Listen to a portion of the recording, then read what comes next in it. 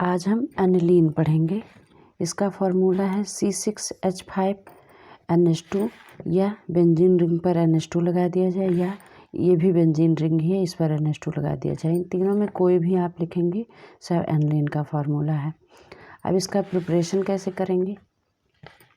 Hopman hypobromide reaction द्वारा benzamide को bromine और कास्टिक पोटास के साथ गर्म करने पर एनिलीन बनता है। C6H5CuNH2 plus Br2 plus 4KOH को में ये बेंजामाइड का है। इसका हम रिएक्शन कराएंगे तभी एनिलीन बनेगा। यह क्रिया हाफमैन हाइपोब्रोमाइड अवक्रिया या हाफमैन हाइपोब्रोमाइड अवक्रिया कहलाती है। इसका औद्योगिक निर्माण विधि जो है, औद्योगिक स्तर पर एनिलीन नाइट्रोबेंजीन का आयरन और हाइड्रोक्लोरिक अम्ल के साथ अपचयन करके बनाई जाती है। C6H5NO2 plus 2Fe plus 4HCl ये क्या है, नाइट्रोबेंजीन है। नाइट्रोबेंजीन इसका आयरन के साथ और हाइड्रोक्लोरिक के साथ रिएक्शन कराने पर एनिलीन फेरिक क्लोराइड और जल बनता है। नेक्स्ट पेज है। इसकी प्रॉपर्टी क्या है, फिजिकल प्रॉपर्टी। शुद्ध एनिलीन रंगहीन द्रव है जो वायु में रखने पर ऑक्सीकृत हो जाने के कारण भूरे रंग का हो जाता है। इसका क्वथनांक 184 डिग्री सेल्सियस होता है। ये जल में बहुत कम विलेय परंतु एक अल्कोहल, ईथर और बेंजीन में विलेय होते हैं। इसकी केमिकल प्रॉपर्टी क्या है, बेसिक लक्षण। ये अम्लों के साथ लवण बनाते हैं। ये तो एनिलीन हो गया और ये लवण है, HCl अम्ल है, इसके साथ एनिलीन हाइड्रोक्लोराइड बनाते हैं। ये सल्फ्यूरिक एसिड है, ये एनिलीन है, इसके साथ एनिलीन सल्फेट बनाते हैं। एसिटिलीकरण या एसिटिलाइजेशन एनिलीन की अम्ल क्लोराइड या अम्ल एनहाइड्राइड के साथ अभिक्रिया कराने पर अमीनो समूह का हाइड्रोजन परमाणु एसिल समूह द्वारा विस्थापित हो जाता है और एनिलाइड बनाता है।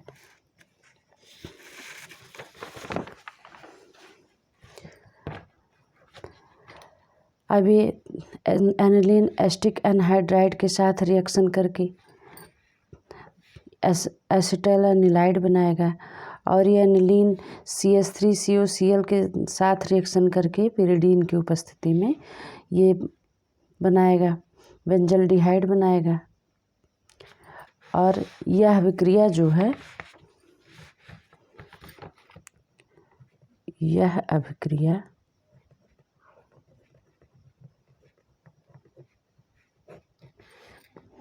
शॉर्टन बोमान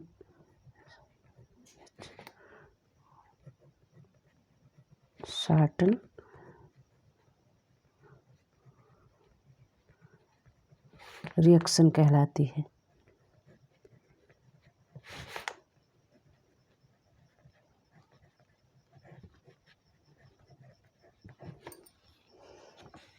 ये हो गया। अब ये कार्बन डाई सल्फाइड के साथ रिएक्शन करेगी। एनिलीन को कार्बन डाइसल्फाइड के अल्कोहली विलयन और पोटेशियम हाइड्रॉक्साइड के साथ गर्म करने पर डाइफेनिल थायोयूरिया बनता है। अब इसका रिएक्शन कैसे कराएंगे हम। यह C6H5NH2 रहता है तो इसको थोड़ा सा डिफिनीशन में कर दीजिए, NHH NH2 हो गया। फिर लिखेंगे फिर C6H5NHH। अब इसको कार्बन डाइसल्फाइड के साथ रिएक्शन करेंगे, yes double bond C double bond yes. ये क्या है, कार्बन डाइसल्फाइड, कार्बन डाइसल्फाइड। और ये 2KOH। अब इसका हम रिएक्शन कराएंगे, -2H2O और K2S।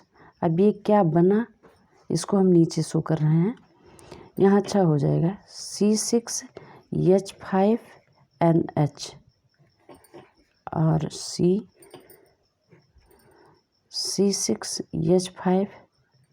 C6H5NH और डबल बॉन्ड S।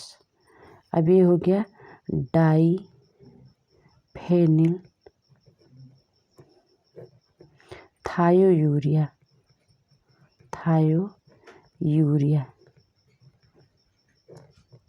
ये डाइफेनिल थायोयूरिया बना। अब हम इसका नेक्स्ट रिएक्शन कराएंगे,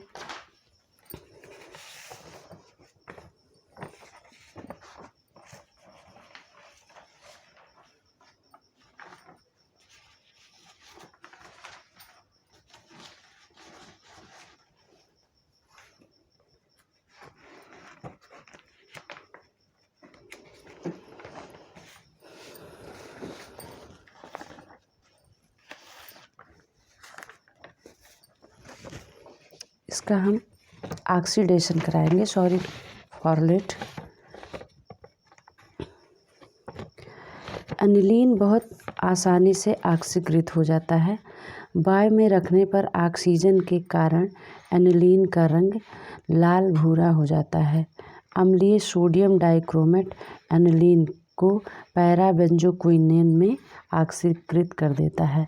अब इसका हम रिएक्शन कैसे दिखाएंगे, ये बेंजीन रिंग बना करके NH2।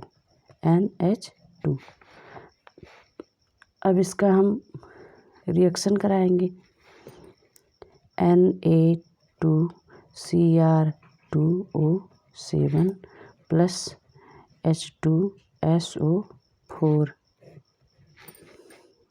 के साथ ऑक्सीजन की उपस्थिति में ऑक्सीकरण करेंगे जब इसका, तो ये क्या बन गया,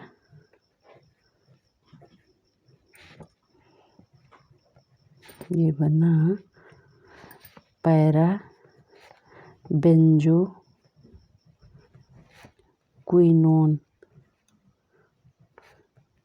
ये क्या बन गया, पैराबेंजोक्विनोन बना। अब इसका हम हैलोजनीकरण करेंगे जब अनिलीन का ब्रोमीन जल डालने पर अनिलीन पर ब्रोमीन जल डालने पर 2,6,2,4,6 ट्राईब्रोमो एनिलीन का हल्का अवक्षेप प्राप्त होता है। जब इसका हम हैलोजनीकरण करेंगे तब ये हमें अवक्षेप मिलता है हल्का सा, जो इस तरह रहेगा। एनिलीन लिखेंगे, ये हो गया एनिलीन H2। और अब इसका ब्रोमीन जल डालेंगे 3Br2। जब इसका हम रिएक्शन कराएंगे तो क्या बना, यहाँ तो NH2 हो गया और एक Br यहाँ जुड़ गया, एक Br यहाँ जुड़ गया और एक ब्रोमीन यहाँ जुड़ गया, प्लस 3HBr, ये सॉरी Br2 लिखा है। अब ये रिएक्शन कंप्लीट हो गया। ये क्या बना, 2,4,6 ट्राईब्रोमो एनिलीन।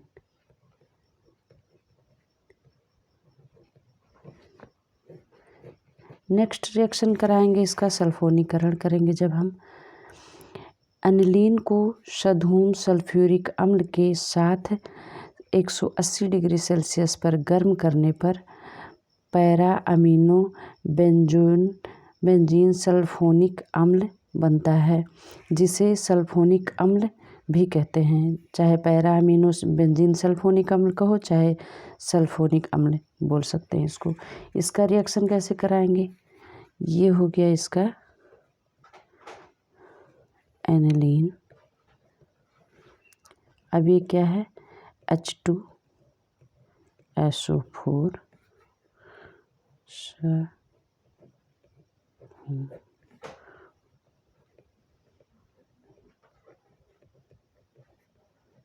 सल्फ्यूरिक अम्ल ये है। अब इसको 180 डिग्री सेल्सियस पर हम जब इसका रिएक्शन कराएंगे तो क्या बनेगा, NH2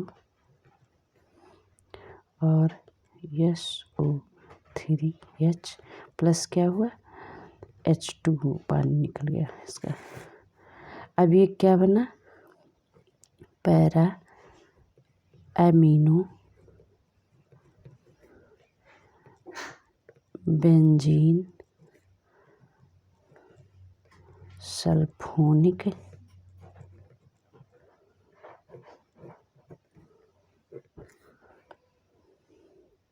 अम्ल बना।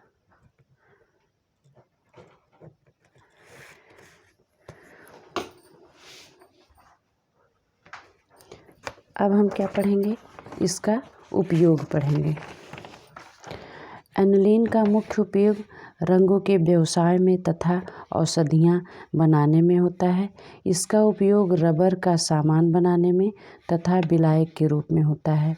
Thank you for watching.